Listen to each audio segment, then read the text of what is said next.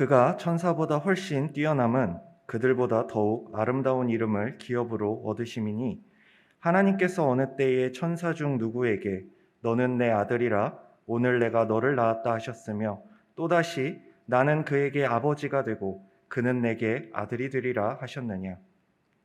또 그가 맏아들을 이끌어 세상에 다시 들어오게 하실 때에 하나님의 모든 천사들은 그에게 경배할지어다 말씀하시며 또 천사들에 관하여는 그는 그의 천사들을 바람으로 그의 사역자들을 불꽃으로 삼으시느니라 하셨으되 아들에 관하여는 하나님이여 주의 보좌는 영영하며 주의 나라의 규는 공평한 규이니이다.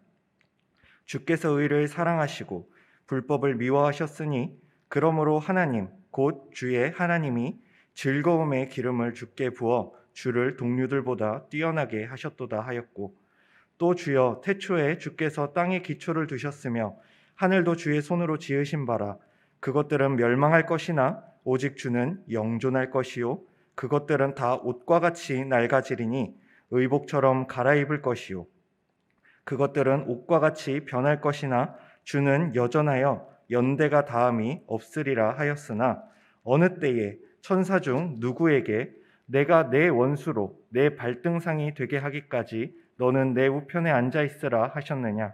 모든 천사들은 섬기는 영으로서 구원받을 상속자들을 위하여 섬기라고 보내심이 아니냐. 아멘. 우리는 지난주부터 히브리서를 함께 살펴보고 있습니다. 우리가 잘 알고 있는 바와 같이 히브리서는 유대교에서 기독교로 개종한 사람들에게 쓰여진 편지입니다. 이러한 사실을 알 수 있는 것은 유대교와 유대인이 아니라면 도저히 이해하기 어려운 내용들이 히브리서 전체에 걸쳐서 나타나고 있습니다. 하나님, 천사, 제사제도, 멜기세덱, 언약, 율법, 믿음의 조상 등 얼핏 듣기만 하여도 이 편지는 유대, 히브리 공동체에 아주 익숙하고 그 전통을 잘 알던 사람들에게 쓰여진 것이구나라고 생각하게 됩니다. 문제는 유대교에서 기독교로 개종한 이 유대인들 중에서 다시 유대교로 돌아가고자 하는 사람들이 생겨나고 있었다는 것입니다. 왜 그랬을까요? 왜 그들은 유대교에 있다가 예수 그리스도를 믿음으로 말미암아 기독교로 개종을 한 이후에 왜 다시금 유대교로 돌아가고자 했던 것일까요? 그 당시 유대교를 떠나 기독교로 개종한다는 것은 자신의 모든 것을 포기하는 것이나 마찬가지였습니다.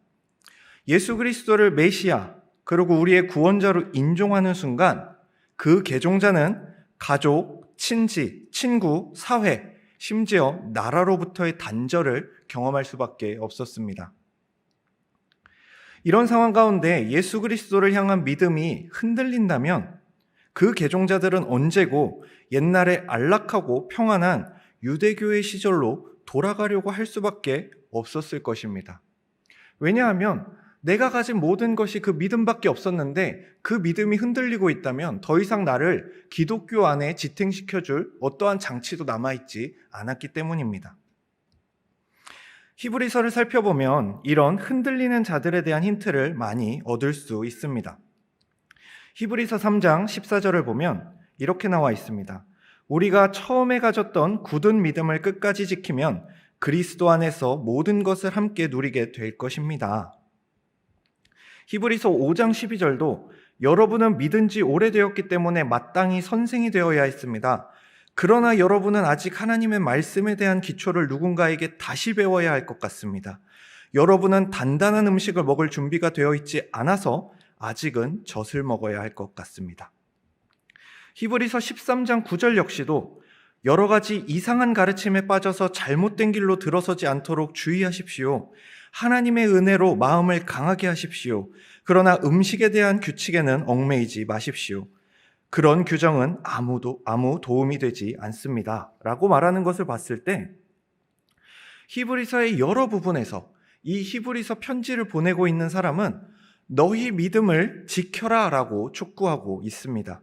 즉 개종한 이들이 다시금 유대교로 돌아가고자 하며 마음이 흔들리고 있는 그것은 그들의 믿음이 흔들리고 있다는 증거였으며, 믿음이 흔들린다는 것은 예수 그리스도에 대한 확신이 흔들림을 보여주고 있는 것입니다.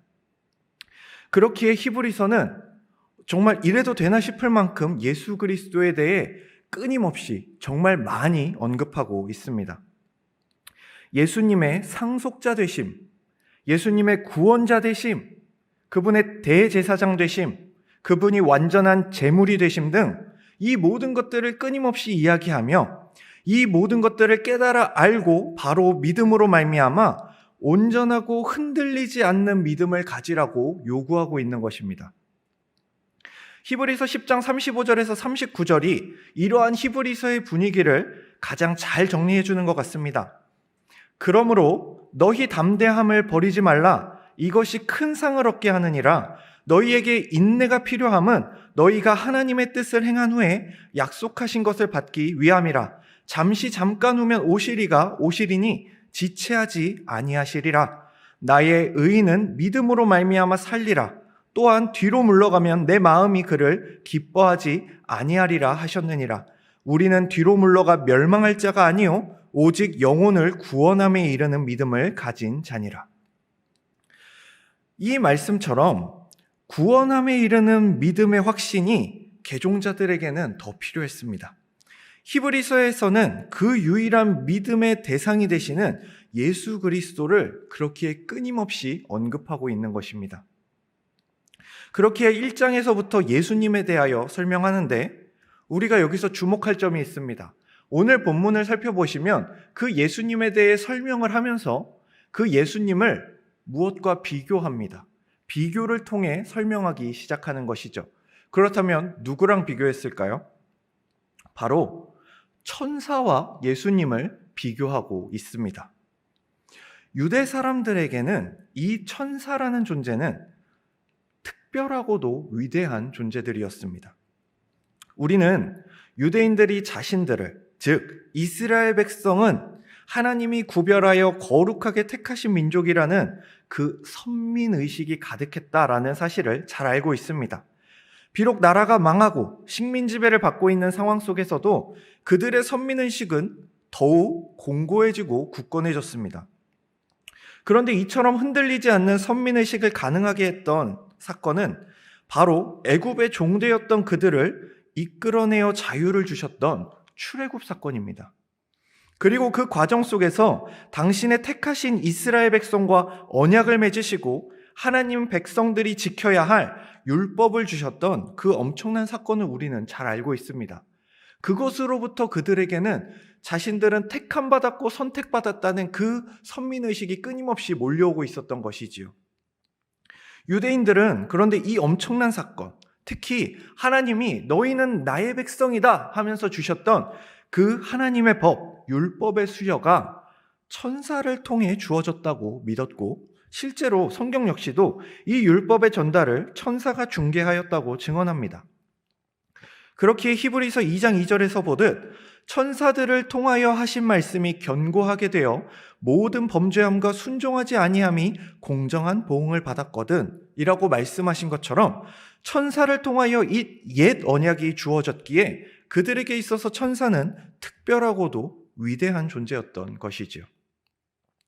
그리고 이 옛 언약은 기독교로 개종했던 유대인들이 다시 돌아가고자 했던 유대교의 핵심 중의 핵심이었습니다. 그렇기에 히브리서의 저자는 1장에서부터 유대인들이 생각했을 때 그 특별하고 위대한 천사와 예수 그리스도를 비교하기 시작합니다. 그 천사보다 더 높고 위대하시고 우월하신 분이 계신데 그분이 바로 예수 그리스도라라고 선포하고 있는 것이지요. 그리고 그 예수 그리스도의 우월성을 여러 방면으로 설명하기 시작하는데 첫째는 더 아름다운 이름의 우월성입니다. 예수 그리스도의 우월성은 그분이 하나님의 아들이라는 이름을 받으신 것에 근거합니다. 오늘의 본문 4절에서 5절을 읽도록 하겠습니다. 그가 천사보다 훨씬 뛰어남은 그들보다 더욱 아름다운 이름을 기업으로 얻으심이니 하나님께서 어느 때에 천사 중 누구에게 너는 내 아들이라 오늘 내가 너를 낳았다 하셨으며 또 다시 나는 그에게 아버지가 되고 그는 내게 아들이 되리라 하셨느냐. 이처럼 예수님이 받으신 하나님의 아들이란 이름은 그 어떤 천사도 받은 적이 없었던 영광스러운 것이었습니다. 그렇게 예수님께서 하나님께 받으신 그 이름만으로도 예수님께서는 천사보다 훨씬 우월하신 분이시라는 것이 증명이 됩니다. 둘째는 경배받으심의 우월성입니다. 오늘의 본문 6절 하반절을 보면 다음과 같이 성경이 말합니다. 하나님의 모든 천사들은 그에게 경배할지어다 말씀하시며. 이처럼 하나님의 아들이신 예수 그리스도를 경배하라는 명령이 천사들에게 직접적으로 주어졌습니다. 천사들은 예수 그리스도를 경배해야 하는 존재이며 예수 그리스도는 천사들의 경배를 받으시는 분이십니다. 즉, 경배의 대상과 경배하는 자로서 그 구분이 매우 명확했던 것입니다. 그렇게 7절의 말씀처럼 예수님께서는 천사들을 바람과 불꽃처럼 사용하십니다. 이 짧은 말씀만 보더라도 예수 그리스도는 천사와 비교도 되지 않을 만큼 우월하신 분이다라는 것을 우리는 또 알 수 있습니다. 세 번째는 신적인 주권의 우월성입니다. 예수 그리스도께서는 신적인 주권을 가지고 계시는데 이는 앞서 언급하였듯 천사들을 부리시는 것과도 연관이 있습니다. 그러나 단지 예수 그리스도께서는 천사뿐 아니라 온 천하 만물을 다스리시는 하나님의 주권을 가지고 계시다는 것을 우리는 기억해야 합니다. 오늘 본문 8절에서 9절입니다. 아들에 관하여는 하나님이여 주의 보좌는 영영하며 주의 나라의 규는 공평한 규이니이다. 주께서 의를 사랑하시고 불법을 미워하셨으니 그러므로 하나님 곧 주의 하나님이 즐거움의 기름을 주께 부어 주를 동류들보다 뛰어나게 하셨도다 하였고, 여기서 보시는 동류들보다 뛰어나다는 말은 하늘에 있는 어떤 영적인 존재들보다도 그 존재들과는 아예 차원이 다른 존재라는 의미입니다. 즉, 무엇과 비교할 수도 없이 뛰어나신 하나님의 아들 예수 그리스도께서는 이제 영원토록 공의와 정의가 가득히 사랑과 충만이 넘치는 통치를 하실 것입니다. 이는 세상에 그 어떤 왕도 할 수 없었던 일이고 오직 예수 그리스도께서 이루시고 보여주실 신적인 주권의 통치인 것이지요. 정리하자면 예수 그리스도께서는 아름다운 이름, 경배받으심, 신적 주권의 우월성을 가지신 천사보다 훨씬 뛰어나고 우월하신 하나님의 아들이시다라는 사실을 우리는 오늘의 본문을 통해 알게 됩니다. 이어서 10절에서 12절을 살펴보면 또 주여 태초에 주께서 땅에 기초를 두셨으며 하늘도 주의 손으로 지으신 바라 그것들은 멸망할 것이나 오직 주는 영존할 것이요 그것들은 다 옷과 같이 낡아지리니 의복처럼 갈아입을 것이요 그것들은 옷과 같이 변할 것이나 주는 여전하여 연대가 다함이 없으리라 하였으나. 이 말씀은 시편 102편에서 성부 하나님을 향하여 찬송된 말씀입니다. 그런데 여기서는 성자 예수님을 향하여 사용이 되고 있습니다. 이처럼 예수님은 하나님과 동등하게 창조주로서 언급이 되고 계십니다. 그러나 천사는 창조된 피조물입니다. 그 격과 지위가 완전히 다른 것이지요. 심지어 세상 만물의 모든 것은 낡아지고 사라지고 멸망하고 없어질 것이지만 우리 주 예수 그리스도께서는 영존하실 것이다 라고 말하고 있습니다. 세상의 모든 것은 변합니다. 새 것은 헌것이 되고요. 어린이는 노인이 됩니다. 산자는 죽은 자가 되기 마련입니다. 우리는 날마다 변하며 날마다 변해가고 있습니다. 그 하루하루가 똑같은 사람이 어디 있겠습니까? 우리는 어제보다 하루를 더 살았고 내일은 오늘보다 하루를 더 살아가는 존재로 변할 것입니다. 그러나 영존하시는 구주 예수 그리스도께서는 결코 변하지 않으십니다. 이 영존하시는 분이 영원토록 공의로우시고 자비하시며 그분을 믿는 모든 자들을 끝까지 사랑하시는 분이십니다. 이 사실이 우리의 위로가 됩니다. 우리는 변할지라도 우리를 창조하신 분께서는 변함없이 우리를 지키시고 사랑할 것이기 때문입니다. 예수님께서는 이처럼 변함없으신 존재로서 영원토록 우리의 주님이 되시고 우리의 구원자가 되시는 것입니다. 다시 성경으로 돌아와서 히브리서 1장의 마지막 13절에서 14절을 살펴보겠습니다. 어느 때에 천사 중 누구에게 내가 내 원수로 내 발등상이 되게 하기까지 너는 내 우편에 앉아 있으리라 하셨느냐? 모든 천사들은 섬기는 영으로서 구원받을 상속자들을 위하여 섬기라고 보내심이 아니냐?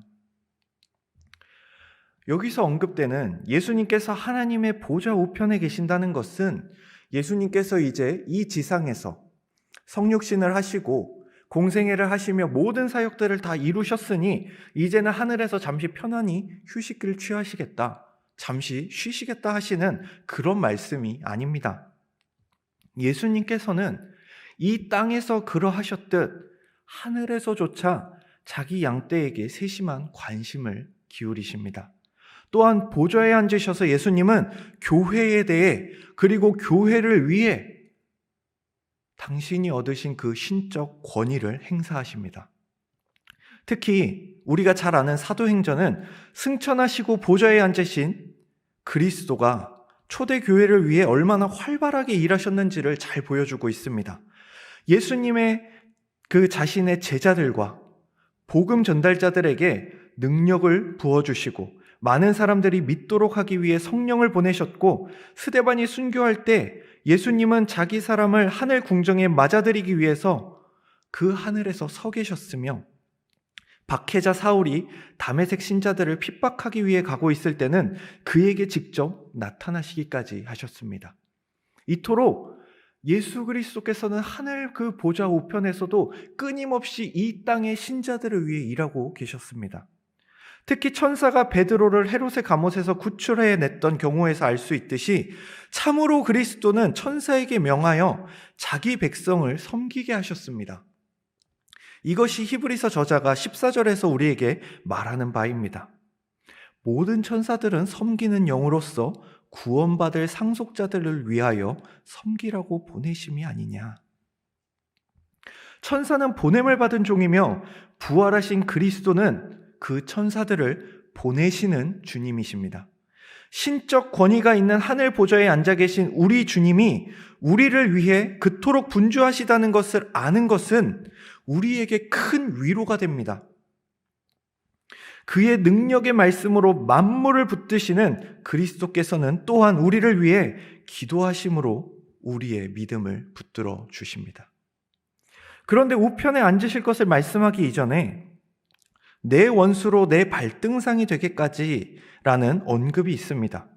이는 하나님 우편에서 끊임없이 일하시는 예수 그리스도의 그 일하심의 목적과 때가 내 원수로 내 발등상이 되게 하기까지라는 이것임을 명확하게 증거합니다. 이 말씀의 배경을 조금 살펴보자면 고대에는 승리한 장군이 패배한 적의 목 위에다가 자기의 발을 올려놓았습니다. 그리고 이것은 성경에도 나옵니다. 여호수아도 자기 사령관들에게 포로가 된 가나안 왕들에게 그렇게 하도록 명령했습니다. 여호수아 10장 24절에서 25절에는 이것이 잘 나오고 있습니다. 여러분이 이 보이는 말씀을 읽으시는 것과 같이 지휘관들에게 일러서 이 왕들의 목을 발로 밟으라 하듯이 예수 그리스도께서 이제 원수들의 그 목을 밟으실 그때까지 예수님께서는 그 보좌 우편에서 끊임없이 일하실 것입니다. 그렇다면 예수님의 원수는 누구입니까? 율법의 저주와 죄, 사탄, 세속의 권력, 죽음, 이런 것들이 그리스도의 원수인데 그리스도는 지상 사역 기간 동안 이런 것들을 끊임없이 몰아내셨습니다. 그리고 복음 전파를 통해 지금도 사람들이 그리스도 안에 있는 구원의 믿음으로 나올 때에 그리스도는 원수를 이기시며 결국 그리스도의 원수는 이 땅 가운데 단 하나도 남지 않을 것입니다. 요한계시록 11장 15절의 말씀, 일곱째 천사가 나팔을 불매 하늘에 큰 음성들이 나서 이르되 세상 나라가 우리 주와 그리스도의 나라가 되어 그가 세세토록 왕노릇 하시리로다 하니, 이 말씀처럼 그리스도께서는 이제 그 원수들을 모두 물리치시고 무찌르신 이후에 우리를 영원토록 다스리실 것입니다. 즉, 이 말씀은 모든 원수를 반드시 그리고 영원히 물리치실 예수 그리스도에 대한 선언인 것입니다. 그런데 우리는 그 영존하시는 주님께서 우리를 대신하여 십자가에 달려 돌아가심으로 말미암아 우리를 영원한 사망에서 영원한 생명으로 불러주셨음을 알고 있습니다. 오늘의 말씀은 예수 그리스도를 믿지 않는 자들에게는 예수 그리스도의 우월하심을 나타내는 성경이라면 예수 그리스도를 믿는 우리에게는 더 깊고 풍성한 의미가 예비되어 있습니다. 5절에서 예수 그리스도께 너는 내 아들이라고 말씀하신 그 말씀이 이제 예수 그리스도를 믿음으로 말미암아 하나님의 자녀가 된 우리에게도 적용이 되는 것입니다. 로마서 8장 29절입니다. 하나님이 미리 아신 자들을 또한 그 아들의 형상을 본받게 하기 위하여 미리 정하셨으니 이는 그로 많은 형제들 중에서 맏아들이 되게 하려 하심이라. 우리는 그분의 형제자매로서 예수 그리스도를 본받아야 하는 의무이자 권리가 생겼습니다. 그리고 예수 그리스도를 믿음으로 말미암아 우리의 구주로 믿는다면 우리는 그분의 형제자매로서 그분을 본받는 삶을 살아가야 합니다. 말씀을 맺겠습니다. 오늘 설교의 제목은 오직 주는 영존할 것이요입니다. 맞습니다. 우리를 힘들게 하고 핍박하며 낙심케 하고 절망케 하는 세상은 언젠가는, 비록 지금은 그 기세와 힘이 너무나도 넘치고 기세등등하여서 도저히 사라질 것 같지 않다고 여겨지는 지금일지라도 우리는 그것이 언젠가는 반드시 사라지고 멸망할 것을 알고 있습니다. 그러나 비록 지금은 연약해 보일지라도, 비록 지금은 부족해 보일지라도, 비록 지금은 그러한 세상으로부터 온갖 멸시와 조롱과 핍박을 당하고 있다 할지라도 영존하신 예수 그리스도와 함께 그 그리스도께서 다스리시는 교회와 교회에 지체된 우리는 주님과 함께 영원토록 온 세상 만물을 다스릴 것입니다. 이 말씀은 분명 낯설고 어려운 상황에 직면하였던 유대교에서 개종했던 그리스도인들에게 힘이 되었을 것입니다. 비록 지금은 그들이 고난 가운데 있더라도 나를 핍박하고 있는 이 세상은 힘을 잃을 것이고 없어질 것이지만 우리 주님은 영존하셔서 영원하셔서 나를 끊임없이 지키시고 사랑할 것이다 라는 믿음을 심어주었을 것입니다. 성도의 삶은 매일 변하고 곧 없어질 세상이 보기엔 미련한 것이지만 영존하시는 예수 그리스도의 눈에 성도의 삶은 가장 귀하고 아름다운 것입니다. 유대 그리스도인들은 이 말씀을 통하여 다시금 우리의 유일한 믿음의 대상이신 예수 그리스도를 온전히 바라보았을 것이고 영원한 세계, 영원한 삶을 바라보며 나아갔을 것입니다. 우리는 어떻습니까? 오늘 예배의 자리에 나오신 성도님들은 어떻습니까? 세상 가운데 힘들고 외로우십니까? 이전의 삶들이 그립고 다시 돌아가고 싶으십니까? 세상의 유혹에 혹시 흔들리고 계십니까? 여러분, 그때마다 우리 주님을 함께 생각하고 붙드십시다. 변화하는 이 세상 가운데 가장 안전한 곳은 변함없으시고 영존하시는 예수 그리스도라는 반석입니다. 이 반석 위에서 흔들림 없이 주님 안에서 살아가는 우리 모두가 되기를 소망합니다. 사도행전을 통해 알 수 있는 예수님의 일하심, 당신의 백성들을 돌보시고 그 백성들을 위해 하늘 보좌 우편에서도 끊임없이 일하셨던 그 예수님께서는 오늘도 저와 여러분, 그리고 모든 성도들을 위해 끊임없이 일하고 계십니다.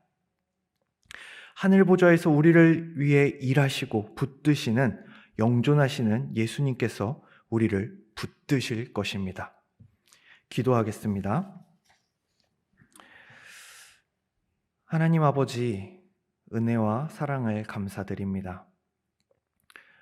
오늘 우리에게 주신 이 말씀을 기억하며 2000년 전 주님의 말씀을 듣고도 세상의 여러 협박과 여러 어려움 가운데 그 믿음이 흔들렸던 유대 사람들을 우리가 생각해 봅니다.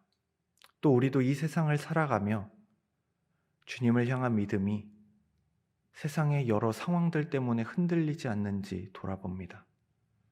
주여, 그러나 주님께서 그 개종한 유대교 그리스도인들을 붙잡아 주셨듯 오늘 이 세상을 살아가고 있는 우리도 붙잡아 주시고 또한 우리 믿음의 온전한 반석이 되어 주시옵소서. 우리가 날마다 그 주의 말씀을 기억하며 또한 영존하시고 영원하신 그 주님만을 붙들며 이 세상 가운데 담대히 나아가는 화성교회 모든 성도들이 될 수 있도록 도와주시옵소서. 감사를 드리며 우리 주 예수 그리스도의 이름으로 기도드립니다.